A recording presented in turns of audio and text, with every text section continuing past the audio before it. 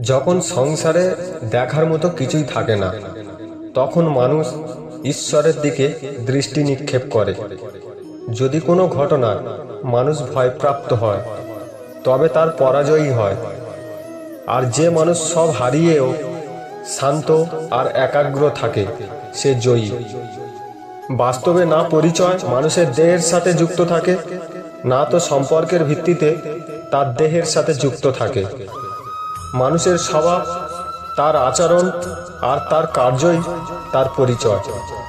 দান তাকেই বলে যাতে দানি হারায় আর যাচক প্রাপ্তি লাভ করে। কিন্তু বলিদান সেটাই হয় যা দানি দেয় আর সমস্ত জগৎ প্রাপ্ত করে। সমুদ্র হোক বা সংসার, যে ধর্মের নৌকা প্রস্তুত করে সে ঠিক পার হয়ে যায়। সময় কখনো মানুষের নির্দেশিত পথে চলে না, মানুষকে সময়ের নির্দেশিত পথে চলতে হয়। প্রত্যেক স্ত্রীলোক মাতা দুর্গার আরেক রূপ হয়। যে স্ত্রীলোকের সম্মান করে না, তার সামর্থ্যই বৃথা। ধর্মের উপদেশ দেওয়া যায়, আদেশ কিছুতেই দেওয়া যায় না। সকলকে নিজের ধর্ম স্বয়ং নিশ্চিত করতে হয়। যে বস্তু সহজেই লাভ করা যায়, সে বস্তুর প্রতি মানুষের মূল্যবোধ থাকে না। চরিত্রের পরীক্ষা তখনই হয় যখন অপরিচিত কারোর সংস্পর্শে আসা হয়। জয়ের জন্য বলের চেয়ে অধিক ছলের প্রয়োজন। সুগন্ধ ও দুর্গন্ধ এবং মানুষের স্বভাব কখনো গোপন থাকে না। পরিস্থিতিকে যদি নিজের অনুকূলে না আনতে পারো, তবে তাকে শত্রুর প্রতিকূল বানিয়ে ফেলো। যারা শত্রুর শত্রু হয়, তাদের সাথে বন্ধুত্ব করতে হয়। যেখানে বল কাজ করে না, সেখানে ছল কাজ করে। বিরোধিতা শক্তির প্রমাণ হয় না। শক্তিমান সেই যে সহনশীল এবং সহ্য করতে পারে। যখন হৃদয় থেকে ক্রোধ আর বিরোধিতা দূর হয়ে যায়, তখন সহন শক্তি ধর্মের শক্তিতে পরিণত হয়। ক্রোধ থেকে প্রতিশোধের জন্ম হয়, আর ধর্ম থেকে ন্যায় জন্মায়। তোমার জীবনেও যদি এমন সময় আসে যখন তোমার উপর কোনো অন্যায় হয়, তবে ন্যায় করার পূর্বে নিজের ক্রোধের উপর অঙ্কুশ অবশ্যই রেখো। মনুষ্য এই ভ্রমে থাকে যে সকল নির্ণয় সে স্বয়ং করছে, কিন্তু চোখে আবেগের অবকুণ্ঠন বেঁধে যারা আছে, তারা স্বয়ং নির্ণয় কি করে করতে পারে? বাস্তবে সব নির্ণয় নিয়তিই করে। যে বৃক্ষ তিক্ত ফল দান করে, সে বৃক্ষকে উৎপাদন করে মধুর ফল প্রদানকারী বৃক্ষকে রোপণ করতে হয়। ওই বৃক্ষকেই অধিক খাদ্য গ্রহণ করিয়ে বা শাখা প্রশাখা কাটছাট করলে মধুর ফল পাওয়া যায় না। ভবিষ্যৎকে শুদ্ধ করার জন্য এই অশুদ্ধ বর্তমানকে ধ্বংস করা অনিবার্য। ভবিষ্যতের উদীয়মান সূর্যের প্রথম কিরণকে দেখো, যা সবার জন্য প্রতীক্ষা করছে। অধিকতর আত্মা নিজের দেহকেই সব কিছু বলে গণ্য করে। স্বয়ং দেহ থেকে যে ভিন্ন তা জানতেই পারে না। শরীরের দুঃখ, সুখ, স্বাদ, গন্ধ আদির অনুভব হয়, তাকেই নিজের অনুভব মেনে নেয় আর পরিবর্তনেই প্রয়াসই করে না। যে আত্মা পরিবর্তনের প্রচেষ্টাই করে না, নিরন্তর অধর্ম করে চলে, তাকে জাগ্রত করার জন্য দণ্ড দেওয়া অনিবার্য। তুমিও এটা জেনে নাও যে তুমিও কোনো শরীর নও, কেবলমাত্র এক আত্মা। এই পৃথিবীতে পরিলক্ষিত সকল মানুষ তা নয় যা তুমি ওদের গণ্য করছো। কিছু সময়ের জন্য এরা শরীরে বসবাস করছে মাত্র। এদের শরীরের মৃত্যু হবে, কিন্তু এরা সবাই অমর। সে পুনরায় নতুন শরীর ধারণ করবে। প্রেম উন্নতি দেয়, উচিত অনুচিতের জ্ঞান দেয়। প্রেম আর মোহের মাঝে পার্থক্য থাকে। বাস্তবে যা প্রেম, তা কোনো মোহ নয়। প্রেমের জন্ম করুণা থেকে হয়, আর মোহের জন্ম অহংকার থেকে। প্রেম মুক্তি দেয়, মোহ আবদ্ধ করে। প্রেম ধর্ম আর মোহ অধর্ম। নির্ণয় নেওয়ার মুহূর্তে আমরা সর্বদা কোনো অন্য ব্যক্তির উপদেশ, সূচনা, বঞ্চনা বা পরামর্শকে আধার করে থাকি।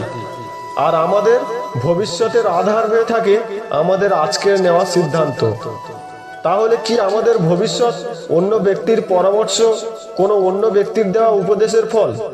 তবে কি আমাদের সম্পূর্ণ জীবন কোনো অন্য ব্যক্তির বুদ্ধির পরিণাম? আমরা কি কখনো বিচার করেছি?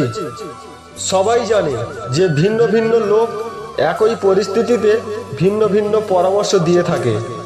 মন্দিরে দাঁড়ানো ভক্ত বলে দান করা উচিত, আর চোর বলে যদি সুযোগ পাওয়া যায় তবে ওই মূর্তির গহনা চুরি করা উচিত। ধার্মিক হৃদয় ধার্মিক উপদেশ দিয়ে থাকে, আর অধর্ম ভরা হৃদয় অধার্মিক পরামর্শ দেয়। এই ধর্মময় উপদেশ পরামর্শ স্বীকার করলে মানুষ সুখের দিকে যায়, কিন্তু এই রকম পরামর্শ স্বীকার করার আগে স্বয়ং নিজের হৃদয়ে ধর্মকে স্থাপন করা কি অনেক বেশি জরুরি নয়? স্বয়ং বিচার করুন। মানুষের সব সম্পর্কের আধার হলো প্রত্যাশা। পতি কেমন হবে যে আমার জীবন সুখ আর সুবিধায় ভরে দিবে? পত্নী কেমন হবে যে সর্বদা আমার প্রতি সমর্পিত থাকবে? সন্তান কেমন হবে যে আমার সেবা করবে, আমার আদেশ মেনে চলবে? মানুষ প্রেম তাকেই দিতে পারে যে তার প্রত্যাশা পূরণ করতে পারে, আর প্রত্যাশার নিয়তিই হচ্ছে ভঙ্গ হওয়া। কিভাবে? কারণ প্রবল ইচ্ছা থাকলেও কোনো মানুষ কারোর সকল প্রত্যাশা পূর্ণ করতে পারে না, আর তার থেকেই জন্ম নেয় সংঘর্ষ। সকল সম্পর্ক সংঘর্ষে পরিবর্তিত হয়ে যায়, কিন্তু মানুষ যদি প্রত্যাশাকে সম্পর্কের আধার না বানায় আর স্বীকার করে যে কেবল সম্পর্কই মূল আধার, তবে কি জীবন আপনা থেকেই সুখ আর শান্তিতে ভরে যাবে না? স্বয়ং বিচার করে দেখুন। যখনই মানুষের জীবনে কোনো বিরূপ পরিস্থিতি আসে, মানুষ তখনই ঈশ্বরের কাছে প্রার্থনা করে, ঈশ্বরের সম্মুখে মিনতি করে যেন সে পরিস্থিতি থেকে নিস্তার পায়। কিন্তু এই প্রার্থনা বাস্তবিক রূপ কেমন হয় সেটা কি আমরা কখনো বিবেচনা করেছি? প্রার্থনার অর্থ হলো নিজের সমস্ত আকাঙ্ক্ষা, সমস্ত চিন্তা, সমস্ত সংকল্প, সমস্ত পরিকল্পনা ঈশ্বরের চরণে দান করা।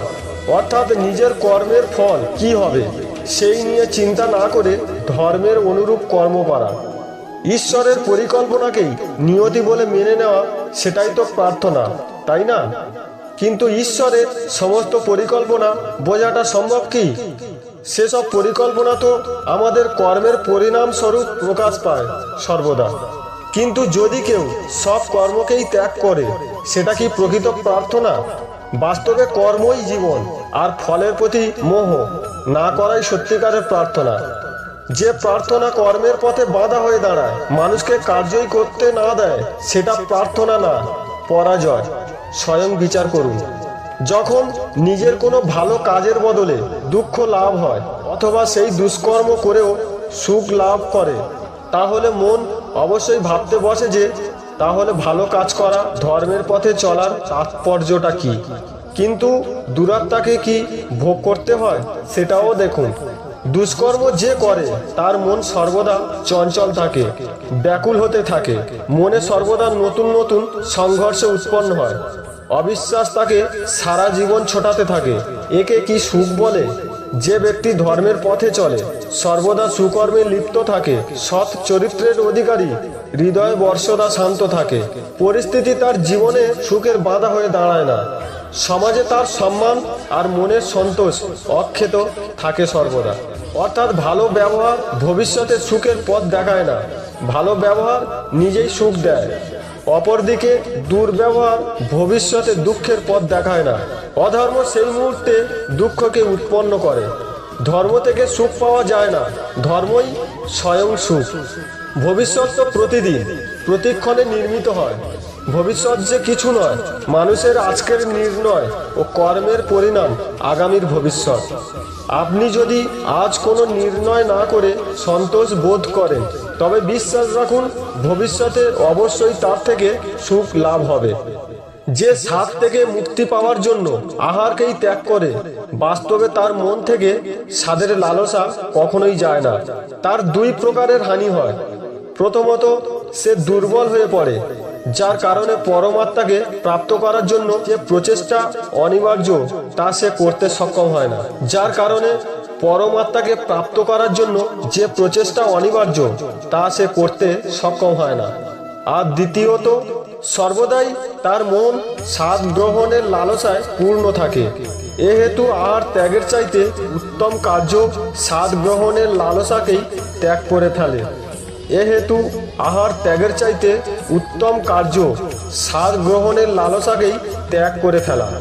কর্মযোগী নিজের মনের সমস্ত লালসাকে নিষ্কাশন করে, জীবনকে কর্তব্য মনে করে কার্য অবশ্যই করে, সেই কার্যে আবদ্ধ হয় না। অর্থাৎ যে ব্যক্তি নিজের কার্য থেকে আশা বা আকাঙ্ক্ষা রাখে না, তারই কার্য পূর্ণ হয়। ভয় কি? মানুষের জীবনে ভয় বসত করে সর্বদাই। কখনো সম্পত্তি নাশের ভয়, কখনো অপমানের ভয়, কখনো আপনজনের সাথে বিচ্ছেদের ভয়। এ কারণেই ভয়ের অস্তিত্ব সবার একই রকম মনে হয়। কখনো কি বিবেচনা করেছেন যে কোনো পরিস্থিতি বা বস্তু ভয়ের জন্ম দেয়, তার থেকে বাস্তবে দুঃখ তৈরি হয় না, এমন কোনো নিয়ম নেই। আর সবার অভিজ্ঞতা তো এই বলে, ভয় ধারণ করলেই ভবিষ্যতে দুঃখের নিবারণ কমে। ভয় কেবল আগামী দুঃখের কল্পনা মাত্র, বাস্তবের সাথে এর কোনো সম্পর্ক নেই। ভয় আর কিছু নয়, কেবল কল্পনা মাত্র। ভয় থেকে মুক্তি পাওয়া কি খুব কঠিন কাজ? অবশ্যই বিচার করে দেখুন। পূর্বপুরুষদের ইচ্ছা, আশা, মহৎ আকাঙ্ক্ষা, ক্রোধ, বিবাদ, প্রতিশোধ, এসব কিছুর ভার নতুন প্রজন্মকে বহন করতে হয়। মাতা পিতা নিজের সন্তানকে দিতে তো চান বিশ্বের সমস্ত সুখ, কিন্তু দিয়ে ফেলেন নিজের জমানো পীড়ার সত্তা। দিতে চান অমৃত, কিন্তু সাথে সাথে বিষের ঘড়াও পূর্ণ করে দিয়ে যান। আপনি বিচার করুন, আপনি আপনার সন্তানকে কি দিয়েছেন জীবনে? অবশ্যই প্রেম, জ্ঞান, সম্পত্তি এসব দিয়ে থাকবেন, কিন্তু তার সাথে সাথে ওদের মনে বিষ দেননি তো? পূর্ব শর্ত দিয়ে ভালো মন্দের পূর্ব পরিকল্পিত ব্যাখ্যা দেননি তো? ব্যক্তির সাথে ব্যক্তির, সমাজের সাথে সমাজের, রাষ্ট্রের সাথে রাষ্ট্রের এ সংঘর্ষ পূর্ব ব্যাখ্যার থেকে নির্মিত নয় কি?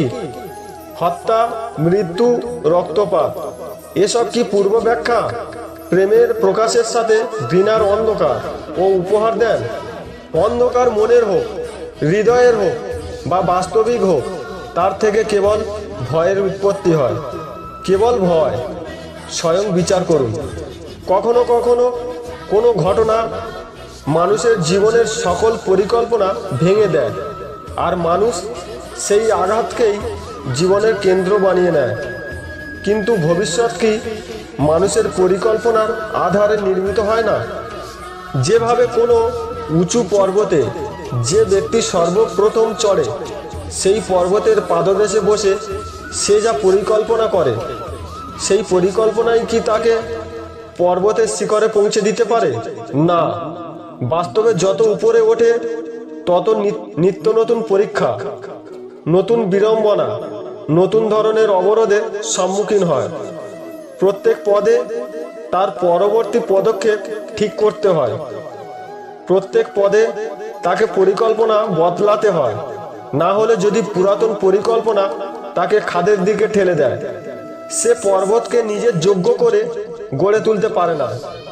কেবল নিজেকে পর্বতের যোগ্য তৈরি করার চেষ্টা করতে পারে।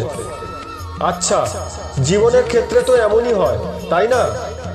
যখন মানুষ তার কোনো একটি ক্ষেত্রে বাধা, কোনো একটি অবরোধকে জীবনের কেন্দ্র বানিয়ে নেয়, নিজের জীবনের গতি থামিয়ে দেয়, তখন সে তার জীবনে সফল হতে পারে না সুখ আর শান্তি প্রাপ্ত করতে। অর্থাৎ জীবনকে নিজের যোগ্য করে তোলার বদলে স্বয়ং নিজেকে জীবনের যোগ্য গড়ে তোলাই কি সাফল্য আর সুখের একমাত্র মার্গ নয়? স্বয়ং বিচার করুন। সন্তানদের ভবিষ্যৎ সুখে ভরিয়ে তোলার চেষ্টা, এই তো প্রত্যেক মাতা পিতার প্রথম কর্তব্য। যাদের আপনি এই সংসারে এনেছেন, যাদের কর্মের দ্বারা আপনারও পরিচয় পাবে ভবিষ্যতে, তাদের ভবিষ্যৎ সুখদায়ক করার চেয়ে অধিক গুরুত্বপূর্ণ আর কি বা হতে পারে? কিন্তু সুখ আর সুরক্ষা এসব কি মানুষের কর্ম থেকেই প্রাপ্ত হয় না? মাতা পিতার দেওয়া ভালো বা মন্দ সংস্কার বা তাদের সুরক্ষা এসব কি মানুষের কর্ম থেকেই প্রাপ্ত হয় না? মাতা পিতার দেওয়া ভালো বা মন্দ সংস্কার বা তাদের দেওয়া যোগ্য অথবা অযোগ্য শিক্ষা এসবই কি আজকের সমস্ত কর্মের মূল নয়? সংস্কার আর শিক্ষা থেকে তৈরি হয় মানুষের চরিত্র। অর্থাৎ মাতা পিতা যেমন তার সন্তানদের চরিত্র নির্মাণ করেন, তেমনই হয় তার ভবিষ্যৎ। কিন্তু তবুও অধিকতর মাতা পিতা নিজেদের সন্তানের ভবিষ্যৎ সুরক্ষিত করার চিন্তায় তাদের চরিত্র নির্মাণের কার্যের কথা ভুলেই যান। বস্তুত যে মাতা পিতা কেবল নিজেদের সন্তানদের ভবিষ্যৎ চিন্তা করেন, তার চরিত্রের নির্মাণ করেন, সেই সন্তানের প্রশস্তি বিশ্ব সংসার করে। স্বয়ং বিচার করুন। সমাজে সর্বদাই স্ত্রী লোকেদের সাথে অন্যায় হয়। মানব সমাজ স্ত্রী লোকেদের সর্বদা শোষণ, অন্যায় আর অপমান দিয়েছে। আপনারা নিজেদের আশেপাশে দেখুন, সমগ্র ইতিহাসকে দেখুন, এই একই রূপ দেখা যাবে। যে পুরুষের ঈর্ষা, অহংকার, বৈরিতা, লালসা এবং সব কুচিন্তার পরিণাম স্ত্রীলোকই ভোগ করে। যুদ্ধ পুরুষ করে, আর পরাজিত নগরে স্ত্রী লোকেদের সাথে বলাৎকার করা হয়। পুরুষ মদ্যপান ও দুধ ক্রিয়ায় নিজের সম্পত্তি হারায়, আর স্ত্রী লোকেদের ভাগ্যে নেমে আসে ক্ষুধা। পুরুষের অহংকার ক্ষুণ্ণ হয়, আর স্ত্রী লোকের স্বাধীনতা ও সুখে বাধা উৎপন্ন হয়ে যায়। পুরুষ জীবনে পরাজিত হয়ে পরিবারকে ত্যাগ করে, আর স্ত্রী নিজের সন্তানদের ক্ষুধা নিবারণের তাড়নে সংঘর্ষ করতে থাকে।